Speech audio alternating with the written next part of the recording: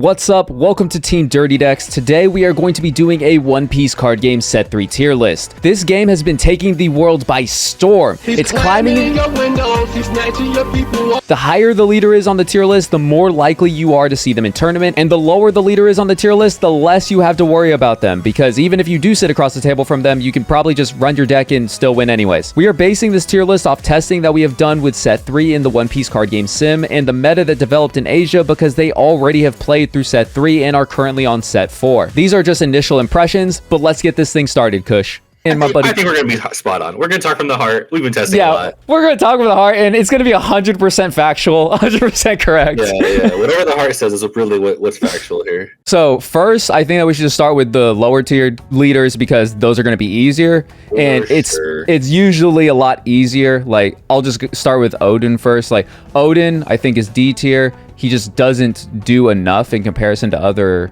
green leaders. He is a set 1 leader. There are some set 1 leaders that are still very strong, which we will get to. But like, yeah, Odin just isn't as strong, and that's like an example of it where it's like, we don't really need to go into it, because there is a reason why not many people play him. Just dropping a card to restand, you know, it's not it's not the best effect. It's just not beneficial for yourself to even attempt it. It's fun if you want to play it, but it's not going to get you there half the time. So yeah, if you're trying to win, like if you're going to locals and you just really like Odin as a character, like I love Odin from One Piece, so if that's like your favorite character, then by all means definitely play it.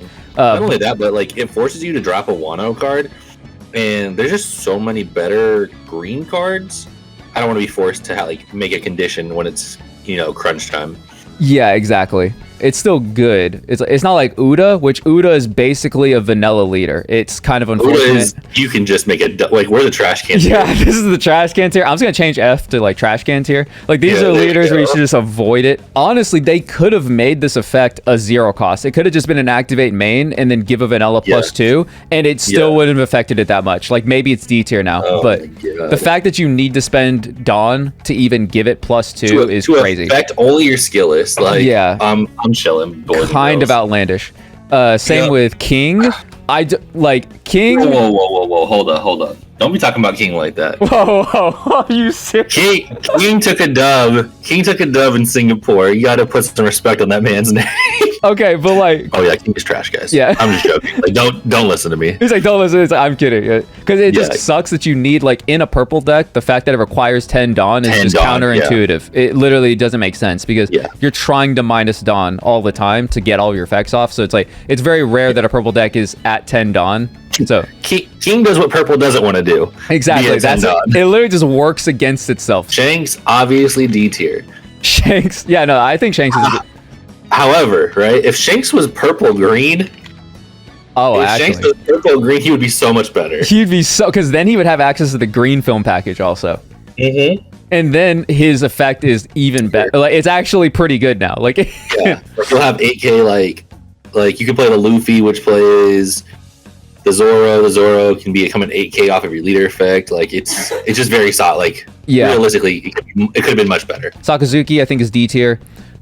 Yes, he is a Kobe at all times, but he is still a Kobe. The fact that you still have to tap 3 and drop a card to activate his leader effect, kind of trash. If they would have made it just to tap 3, it would have been a little more solid, but the fact that you still have to drop a card kind of sucks. Yeah, like, if he had more conditions to get bigger cards down to 0 faster, he'd be so much better. And then now I'm going to talk about our first set 3 leader, which is Iceberg, which... Oof. Unlucky. It just not being able to swing with your leader hurts so much in this game, because since there is summoning sickness, when you play a card, you're not allowed to immediately swing with it unless you're red. It just feels really bad not having a leader swing. And yes, he can spam a board out really quickly. That's why he's not trash can tier. I would put him in D tier, but like, tier for sure. The problem with him is that also once you spam out your board, you also lose your entire hand. So then your goal is to like swing, and so your opponent just knows to swing at your battle cards first, because you're not going to have a hand. So not only are we going to have a hand, your opponent swings at your board, so you won't have a board. It's a very easy strategy to just walk down. Like, they can just easily counter it. When you have such an easily counterable strategy, like, then it just kind of feels bad. I think we're in a walk down meta, bro. I'll be honest with you. Yeah, it's getting there. I think you're really just walking your opponent down. Mm-hmm. this was a leader I really wanted to play, but it just turns out that after the Kabaji ban, which was warranted. Don't do this to her. Don't do this. No, I think she's C tier. I think she's not D or F. I think she is C tier. I'll be honest with you. I think she's B tier. I'm gonna tell you why. Hold on. Listen, all right? Listen, right. Hear me out. I'm listening. Nami is the noob slayer. Right? She actually is kind of a wall deck.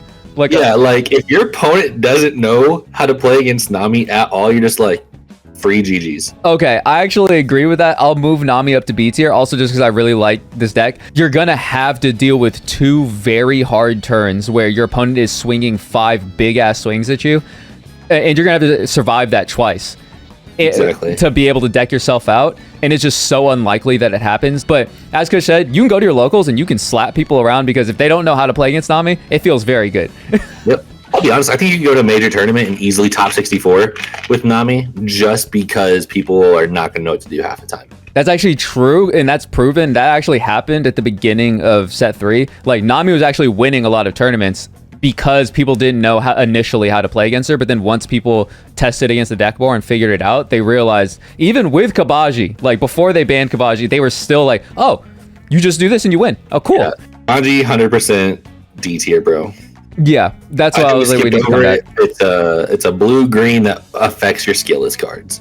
It just kind of sucks. Sanji can have an aggressive playstyle if you do your like 2, like 3, 4 plays, like your vanillas.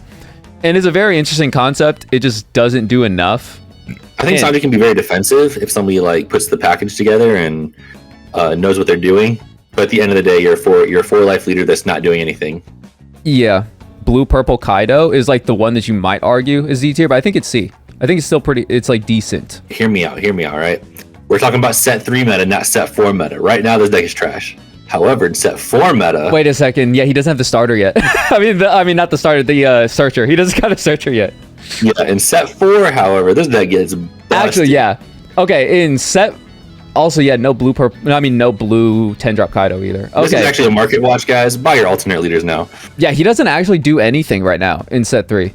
Nope, he doesn't get any support. Literally, set 4, people start playing him a lot. Something I do actually think is C tier is Zephyr. He is better than some of the other multicolored leaders, but he is still a multicolored leader with 4 life, so I don't think he's BA or S or anything like that. But he can still play all of the really good black cards, and he gets access to some new black cards. He doesn't benefit as much being a 4-life leader. But like, I think that Zephyr is still pretty good. He's like C, he's like middle of the road. Yeah, I mean, it just takes a strong pilot, right? Like, yeah. Garp? Where would you put Garp?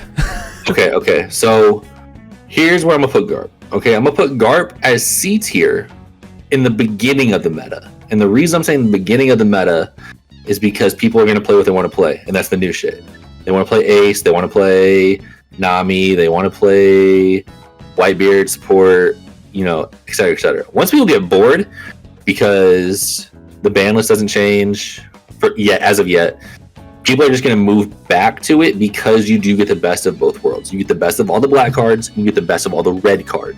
And we've already seen, especially at the end of our set 2 format, that people are willing to play Garp and be very, very successful with it.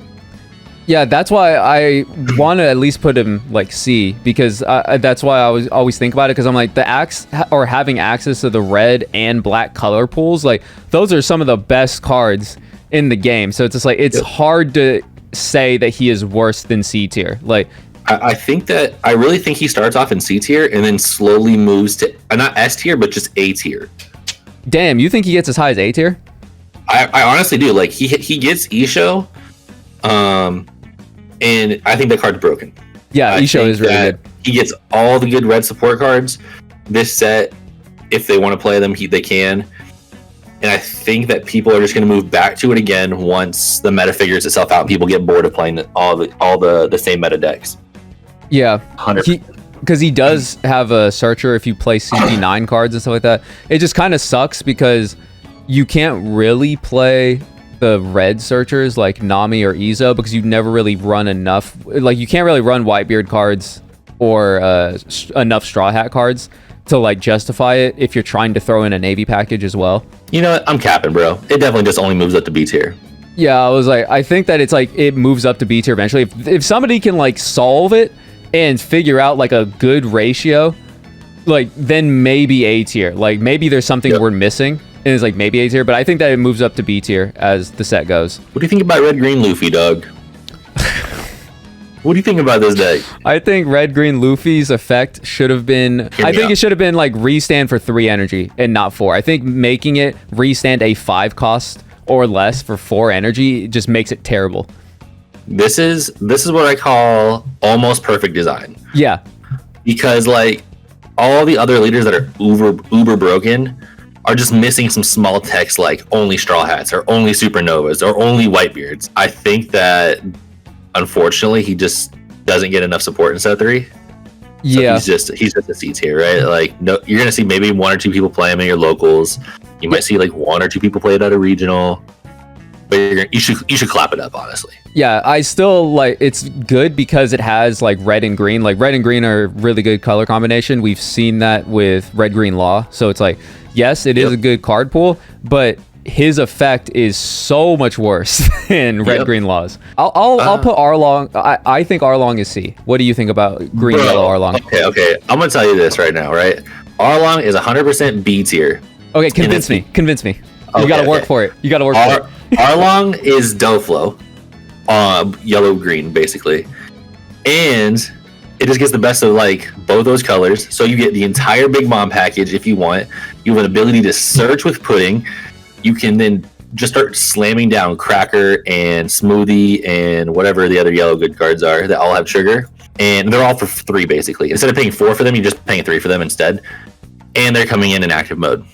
They're not coming in rest mode like a lot of other decks like Dofla do, which means your cards are not vulnerable to being attacked. Cracker is a broken card. If you guys haven't played against that shit's cracked. A double strike for 1 Dawn, 7k is broken. Okay, so he has convinced me that if you high roll with Arlong, I'll put him in B tier. But like, I think put him in the back end. Like scroll him to the back a little bit. Yeah, I was like, because yes, if you get your triggers going, if you like have if you draw a good hand, then yes, he could pop off.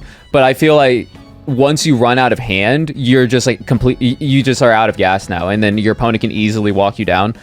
So it's like if you don't draw the stones like in your life and everything like that, then it feels bad. But if you build your deck, like if you have ratios where it's like you should theoretically always see cards that will trigger in your life and everything, like maybe should yes. Yeah. So I agree. It's also the only leader that you can possibly become 5 life. That's dual color. Yeah, because he's the only one with yellow. Yep, I mean, Big Mom is kind of, but like Big Mom, I think that there's like, we'll talk about that in a second, but I think there's no reason to play black yellow Big Mom. I think that just the mono yellow Big Mom is better. But yeah, for sure. Next, I actually want to talk about Blue Crocodile. I think that the original like mono blue Crocodile. I gotta read this card. Hold on. With the new 4 cost activate main bottom deck, like a 5-drop plus his leader ability, I feel like you can control boards really easily, and then you can establish the 7-drop Crocodile a lot better now, which, you know, turns on your events. If you put a Dawn on him, now your events are like 1 Dawn less. So your Desert Spottas are free and everything like that. I feel like he does get better in set 3, and I feel like he's slightly slept on. Like he's a rogue deck. So with his effect and with the new event card, we saw 7 wins in Asia. Out of 300 tournaments? Out of 300 tournaments. Which shows that there's potential, right? And by event card, if you guys don't know, there's a new blue event card that does the same exact thing as his effect, where you just bottom deck a 5 or less. Yeah, because his is like, it's like free in air quotes, right? Because you have to -5 Dawn. He has a purple effect for a blue leader. Yeah, so it's like, that's why I air quotes free, because it sets you back, right? But you usually use it once you've already used that Dawn. So he is a grindy deck, though. He's kind of control based. Like you just have to kind of outvalue your opponent. It's just that you will always go to time, I feel like, if you bring this to a tournament, which I feel like is the reason why not as many people enter with it. So I'm gonna put it in C tier, Doug. Okay, that is fair, because in set 2, everybody was like, man, this deck is ass. This deck is bad. Yeah, I don't think it moves up. Anymore. I think it just stays at C tier, and people want to play their super pre-release cards. Unlike Blue Purple Crocodile, which I don't. Like, wait, what's the statistics? How many wins did Blue Purple Crocodile get? 0. That's what I think. I was like, I think it's kind of trash. I think blue purple crocodile is trash. I think honestly, blue purple crocodile is gonna get the same exact treatment in set 4. Yes, where, like it's a trash leader, and then for some reason out of left field, it just comes like an A tier leader. No, in set 4, it's crazy. Like it's off. Blue purple is popping off in set 4. So bide your time. Don't get discouraged if you like blue purple decks. Your time is coming. Okay, it's not here yet, but you're about to pop off. Kuro. Kuro in set 3. This deck. It's so close. It's so close to being literally good. if it didn't say rest 2 of your own cards and have a kit effect, it would have been so much better. Yeah, it's either if like it didn't say rest 2 of your own cards, or if it was easier to spam out cards, because a lot of the East blue cards, they're at least like 2-cost cards, and there's nothing that like summons another card. Like even in red, there is a 1-drop card that summons another 1-drop when you just rest it, right? Like I don't understand why they didn't make something like that specifically for East blue and keep it in that archetype so that it didn't get too crazy.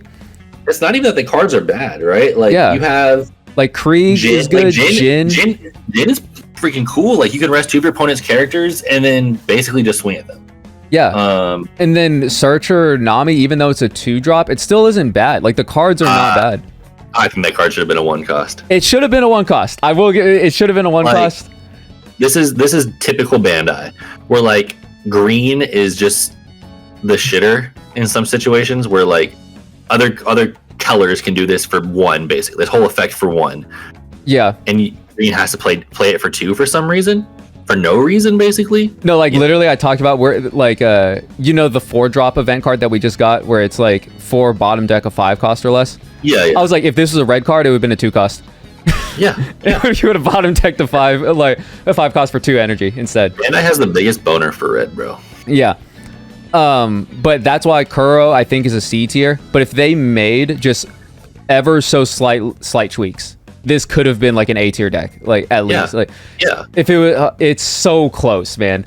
Like, had it said rest 1 of your East blues. Yeah. Set this card active. This deck could have been just as good as Kid. Because you're having to do too much, like having to rest 2 of your own cards. Because right now, as Kush said, it is kind of a control, like walk your opponent down meta, where they are going for your character cards first. Because once you run out of like character cards, they can look at your board and be like, okay, this is how many swings I need to target against. So they're going to go for your characters first usually, and it's hard to keep characters on board, especially with all the support that we're getting, where now a lot of decks can clear your board easier. Okay, look, I love Ivankov. I love this deck so much because we came from a Dragon Ball Super background. If you didn't know, there's a card game, Dragon Ball Super card game, where there is a leader. It was Majin Buu, and it was a black leader, where it had a similar effect where if you had 0 cards in your hand at the end of your turn, you would draw 5 because you draw a lot more in Dragon Ball Super.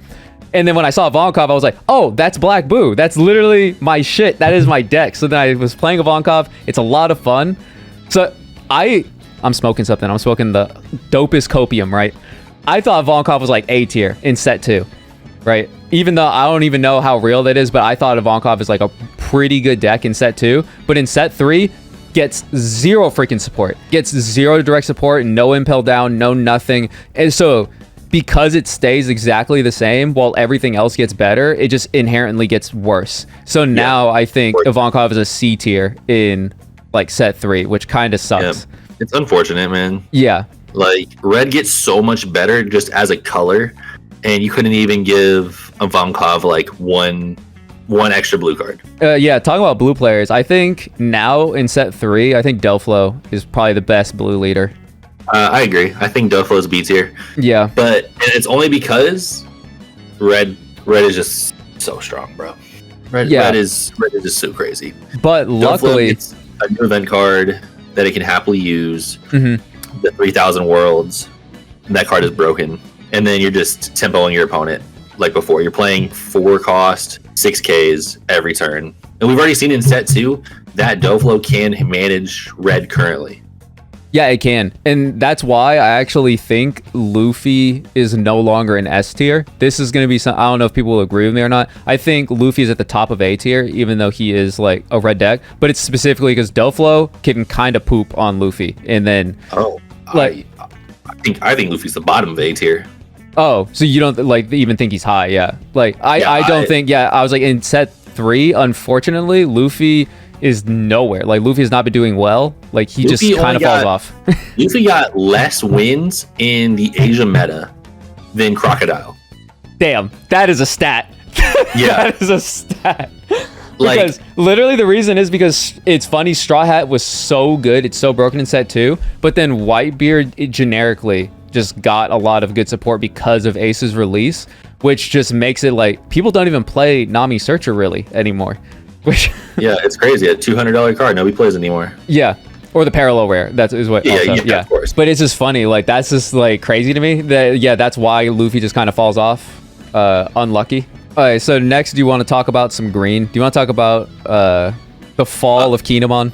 All right, guys. The fall of Kinemon. I think it's because I think set 2 was like you could argue S tier. Like, he was doing really well. Like S to A. Like in that. The problem is they don't get like green just gets East Blue support.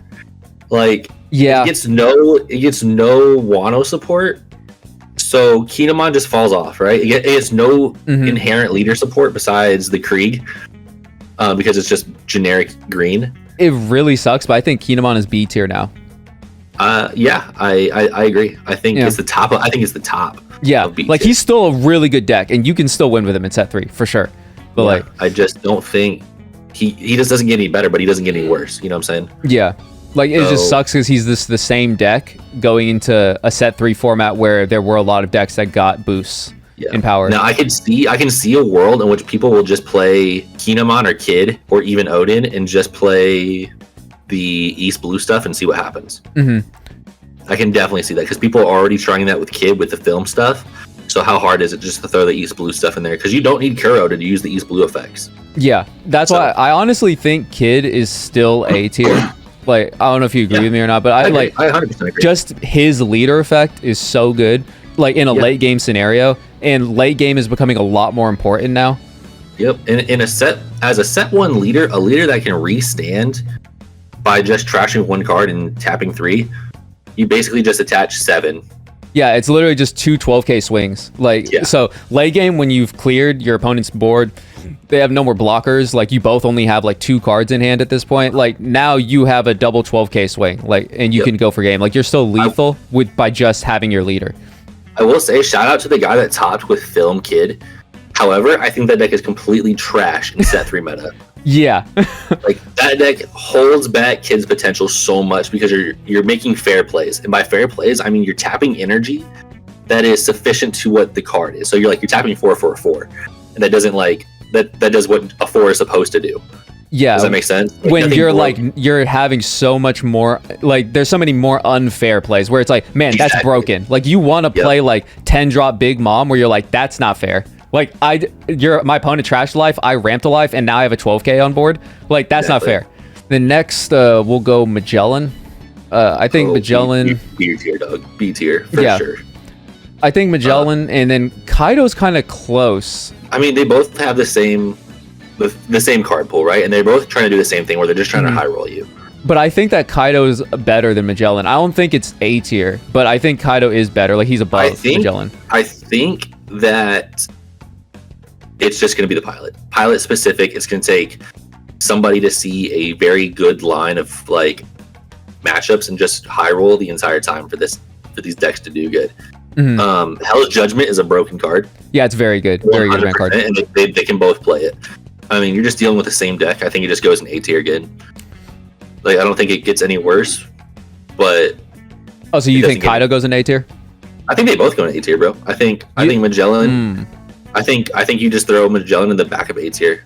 Man, I don't know. You can put it in B tier, but yeah, I don't know. Like, the reason why is because yes, eventually Magellan gets it when you're minusing your Dawn, you get like a 6k leader now. Yeah. But I just man, I don't know if it's enough. I feel like the Kaido just having access to like that play at the end of the game where there is just a play where you can play the 9-drop like Kaido, or if you have a board established already, your opponent has 1 life, you can just like play some stuff, -7 Dawn, and then just start swinging for lethal. I think the fact that Magellan says it can like manipulate your and your opponent's Dawn is just very strong to me. Yeah, I feel like where I'm coming from is that I've played it because we have a lot of local Magellans, and if they don't see that 5-drop Magellan, it is the freest W.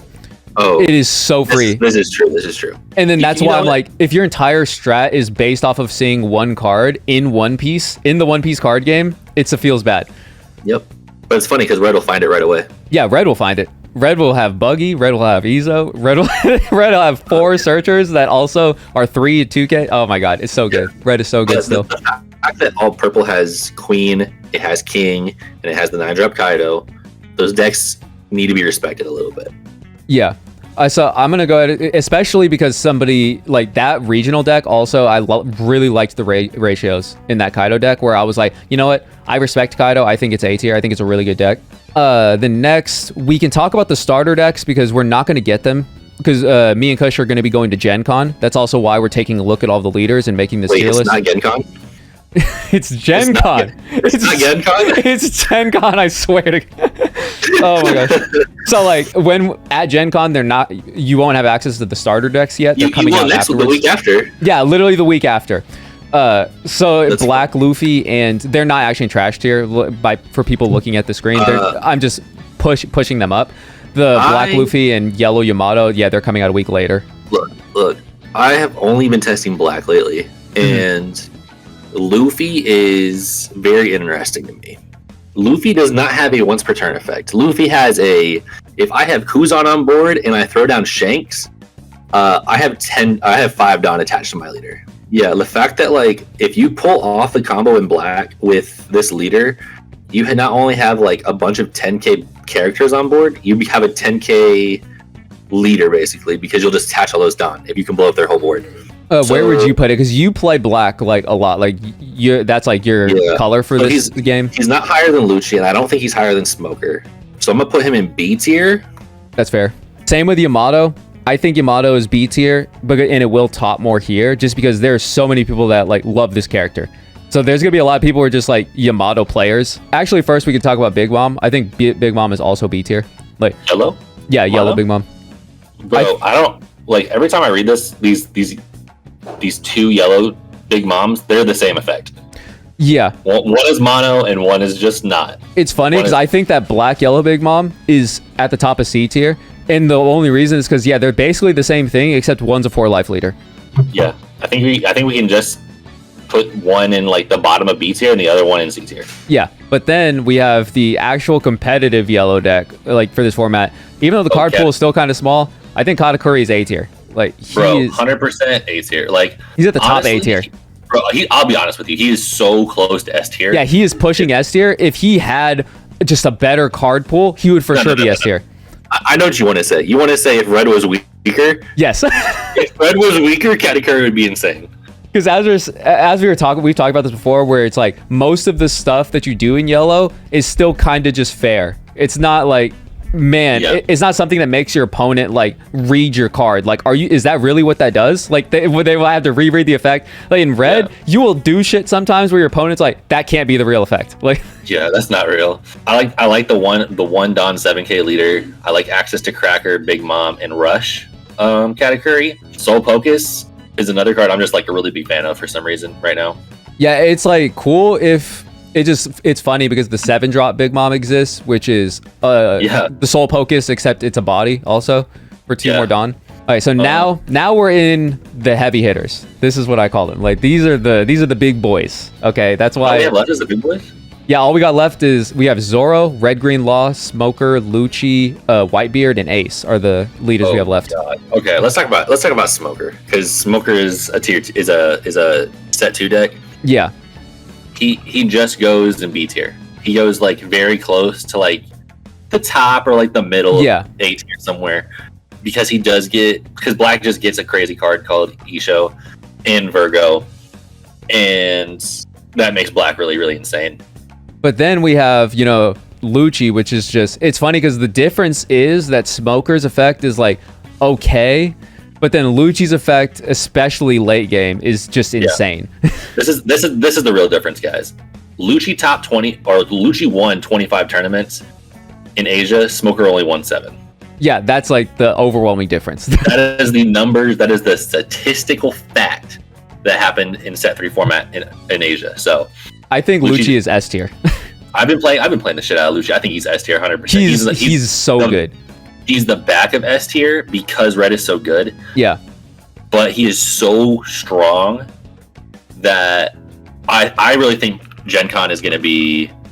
You're going to see a lot more Lucci than you think you will. Oh, yeah, for sure. Like, especially because he's a new leader. So a lot of people are going to want to play him also. And then Whitebeard, I was like, I've been playing Whitebeard a lot in set 2.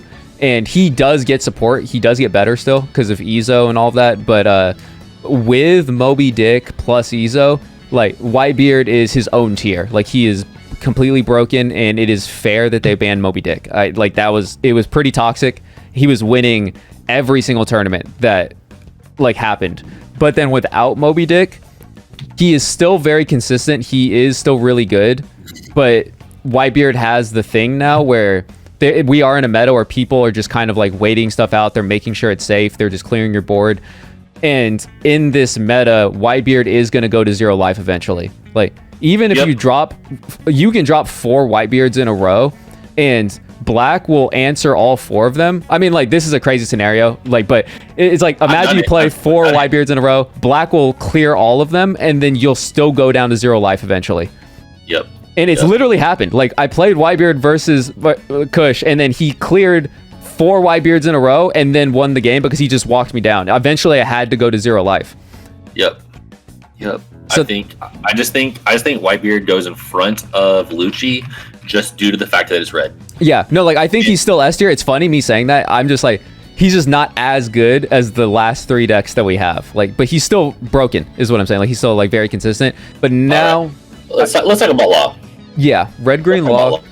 Because I think that we have kind of different standpoints on this. Like, you go and say your opinions on it first. I don't think law gets any better this set, and this is just because of the fact that yes, you get the Marco, but I think that people are going to try shoving too many cards into the archetype and into the deck, and it's going to throw off the balance that law had in set 2. What made law so good in set 2.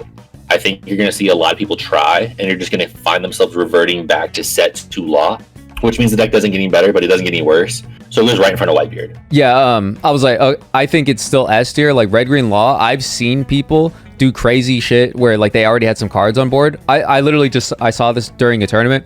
Somebody played 4-drop 6k vanilla, you know, like just they played their vanilla, and then the law player played 2 Otamas, minused it 2 twice, and then he played, or then after he played the 2 Otamas, he had 5 cards on board. So then he shambles one of the Otamas for a 5-drop law, which bounces the other Otama back to hand, and he plays a Vista to kill it. And I was like, what just happened? And law can just do law things. He can just pull shenanigans.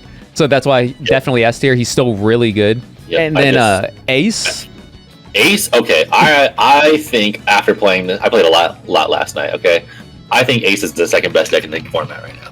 I think Ace is also S tier, and you are definitely going to see a lot of him because he's also a fan favorite.